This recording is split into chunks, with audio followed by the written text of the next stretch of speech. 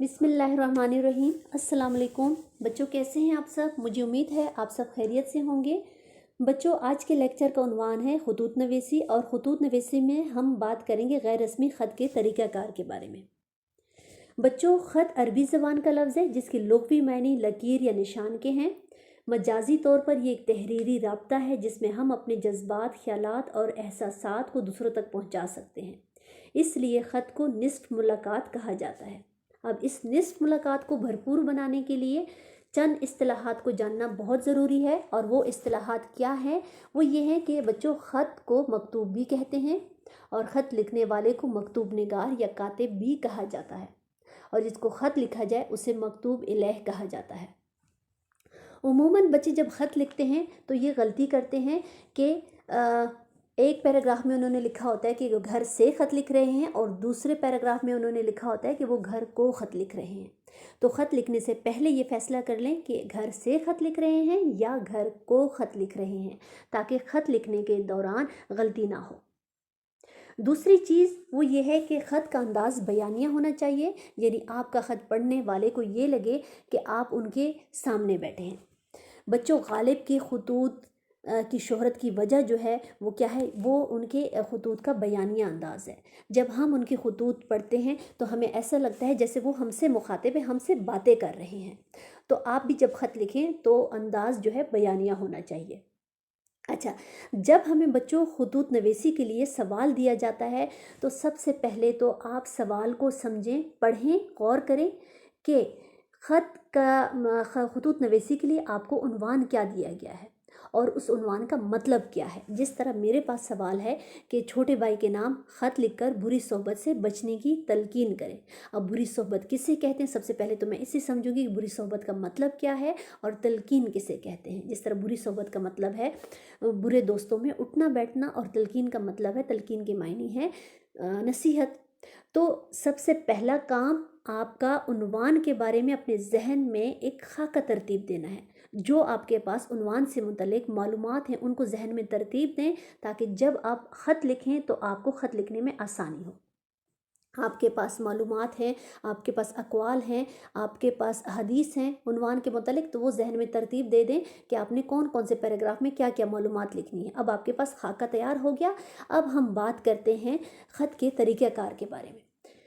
अब जी, हमारे पास उन्वान है कि छोटे भाई को ख़त लिखना है और बुरी सोहबत से बचने के लिए। तो सबसे पहले हम लिखेंगे बनाम छोटे भाई, और फिर लिखेंगे बराए बुरी सोहबत से बचने की तलकीन। ये एक हेडिंग होती है, एक सुर्खी होती है जो आपने ख़त लिखने से पहले देनी है। अब बच्चों, क्योंकि ख़त के हिस्सों के बारे में मैं पहले लेक्चर में बात कर चुकी हूँ, तो यहाँ पे हम सिर्फ तरीक़ाकार के बारे में बात करेंगे। वजाहत मैं तरीक़ाकार की करूँगी, हिस्सों का तो मैं बताऊँगी, लेकिन ज़्यादा वजाहत तरीक़ाकार की होगी। तो सबसे पहले हिस्सा हमारा आता है पता। पता जब हम लिखते हैं तो सबसे ऊपर दाएं तरफ पता लिखते हैं। जब हम स्कूल में, कमरा जमात में या इम्तिहानी मरकज़ में ख़त लिखते हैं तो ये ज़ाहिर नहीं करना होता कि हम ख़त कहाँ से लिख रहे हैं।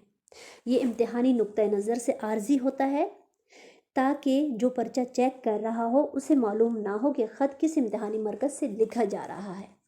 उसके बाद तारीख़ है। तारीख़ हम उस दिन की तारीख़, जो भी आप ख़त लिखें तो तारीख़ उस दिन की लिखनी है जिस दिन आप ख़त लिख रहे हैं। ठीक है, ये दो चीज़ें होगी। अब है अलकाब। अलकाब यानी मुखातिब करना। पता लिखने के बाद थोड़ी सी जगह छोड़कर सफ़े के दरमियान में मकतूब इलैह, जिसको ख़त लिखा जा रहा है, कि उम्र और मर्तबे के लिहाज से मौजू अल्फाज का इस्तेमाल अलकाब कहलाता है। और अस्सलाम वालेकुम को हम अदाब कहते हैं। अलकाब और अदाब लिखने के दो तरीके हैं। एक तरीका तो ये जो मैंने लिखा हुआ है आप लोगों को नज़र आ रहा है कि अलकाब मैंने थोड़ी सी जगह छोड़ के दरमियान में मैंने अलकाब लिखे हैं, मेरे प्यारे भाई अरसल, अपने खतूत नवीसी के उन्वान के मुताबिक, और फिर इलामत निदाइया का इस्तेमाल किया है। ठीक है, और उसके बाद मैंने लिखा है दूसरी सतर में, थोड़ी सी जगह छोड़कर दूसरी सतर में अदाब, और उसके बाद इलामत निदाइया। एक तरीका ये हो गया। अब दूसरा तरीका अलकाब और अदाब लिखने का क्या है? दूसरा तरीका ये है कि अलकाब लिख के, यानी मेरे प्यारे भाई अरसल लिख के इलामत निदाइया, اور اس کے ساتھ ہی آگے ہم لکھتے ہیں آداب یعنی السلام علیکم۔ جب آپ یہاں پہ السلام علیکم لکھیں گے تو اس کے ساتھ آپ آخر میں ختمہ کا استعمال کریں گے یعنی ختمہ کی علامت لگائیں گے۔ یہ آپ کا ہو گیا دوسرا طریقہ القاب و آداب کا۔ اچھا، اب یہ ہے السلام علیکم۔ السلام علیکم لکھنے میں بچے جو عموماً غلطی کرتے ہیں وہ یہ ہے کہ میم کے بعد واو لکھتے ہیں۔ آپ نے میم کے بعد واو نہیں لکھنا، یہ غلط طریقہ کار ہے۔ السلام علیکم میم کے اوپر پیش اور علیکم لکھ کے علامت ندائیہ، ٹھیک ہے، یہ آپ کا السلام علیکم ہو گیا۔ اس کے بعد اگلی سطر سے آپ نے لکھنے ہیں ابتدائی جملے اپنے عنوان کے متعلق، جس طرح میں نے اپنے عنوان کے متعلق جملے لکھے ہیں۔ سب سے پہلے آپ خیریت دریافت کریں گے اور اپنی خیریت بتائیں گے کہ مجھے امید ہے آپ خیریت سے ہوں گے اور میں بھی اللہ کے فضل و کرم سے خیریت سے ہوں۔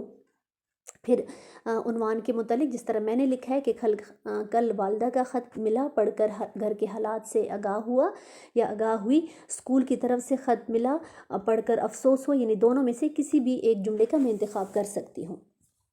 یہ میں نے لکھ لیا۔ آپ کو جو بھی سوال میں عنوان دیا گیا ہے آپ کے ابتدائی جملے اس عنوان کے متعلق ہوں گے۔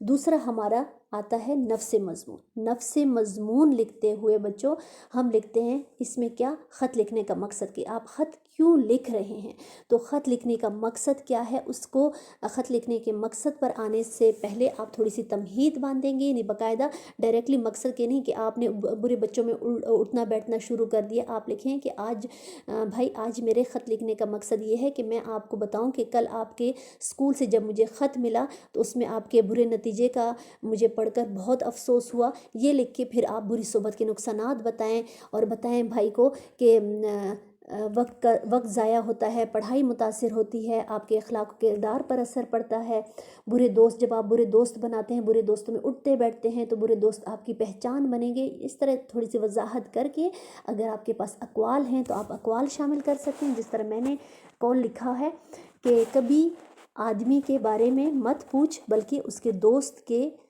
متعلق پوچھ۔ یہ ہو گیا قول۔ یہ قول لکھنے کے بعد آپ کا جو عنوان ہے اس کے متعلق آپ کے پاس اگر قول ہے تو وہ لکھ سکتے ہیں، حدیث ہے تو حدیث لکھ سکتے ہیں۔ اچھا، یہ لکھنے کے بعد آپ تھوڑی سی اور وضاحت کریں کہ برے دوستوں میں اٹھیں گے بیٹھیں گے تو والدین کی دل آزاری ہوگی، کیونکہ والدین اپنے بچوں کو کامیاب دیکھنا چاہتے ہیں اور اس طرح دنیا اور آخرت کی ناکامی کا باعث بھی بنتے ہیں برے دوست، کیونکہ وہ آپ کو برائی کی طرف لے کے چلتے ہیں اور اس طرح آپ کا مستقبل بھی خراب ہو جاتا ہے۔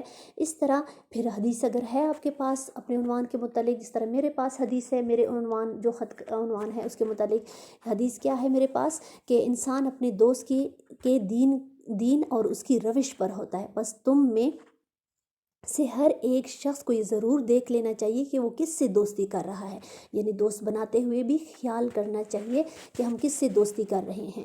اچھا، جب نفس مضمون کی آپ نے اچھی خاصی وضاحت کر دی، نکات کی وضاحت کر دی، تو پھر اس کے بعد اگلا جو پیراگراف ہوتا ہے نفس مضمون کے بعد وہ ہوتا ہے کہ آپ کے خیال میں مسئلے کا کیا حل ہے۔ مسئلہ تو ہے ہمارے پاس بری صحبت، اس کی ہم نے وضاحت کر دی، نقصانات کی وضاحت کر دی۔ اب بتائیں کہ آپ کے خیال میں اس مسئلے سے کیسے بچا جا سکتا ہے، اس کے بارے میں تجاویز دیں۔ کوئی بھی مسئلہ ہو تو اس کے حل کے بارے میں تجاویز دیں کہ اس کا حل کیا ہے۔ جس طرح میں نے بتایا ہے کہ اچھے دوست بنائیں گے تو معاشرے میں عزت بڑھے گی، اچھے دوست آپ کی پہچان بنیں گے، کامیاب زندگی کا حصول ممکن ہوگا، پڑھائی میں آسانی ہوگی، دین اور دنیا کی بہتری کے مشورے دیتے ہیں اچھے دوست، آپ کو نیکیوں کی طرف لے کر چلتے ہیں۔ اور اس طرح حدیث بھی میرے پاس حدیث ہے اپنے عنوان کے متعلق، تو میں نے حدیث لکھ دی کہ نیک لوگوں کی صحبت اختیار کرو، کیونکہ نیک لوگوں کی صحبت جب ہم اختیار کرتے ہیں تو ان میں ہماری دنیا کی بھی بھلائی ہے اور آخرت کی بھی۔ اچھا، یہ آپ کا ہو گیا اگلا پیراگراف نفس مضمون کے بعد۔ اب آتا ہے ہمارا اختتامی، اب ہم لکھیں گے اختتامی جملے، آخری پیراگراف ہمارا۔ خط کے اختتام بچوں عمدہ طریقے سے اور خوبصورت انداز میں کرنا چاہیے۔ اس کا اختتام، جو خط کا جو اختتام ہے وہ ہم دعا کے ساتھ کر سکتے ہیں، اگر چھوٹا بھائی ہے تو ہم کیا کر سکتے ہیں، نصیحت کے ساتھ خط کا اختتام کر سکتے ہیں۔ یہ پیراگراف جو ہے 2 جملوں سے لے کے ایک چھوٹے پیراگراف کی صورت میں آپ لکھ سکتے ہیں۔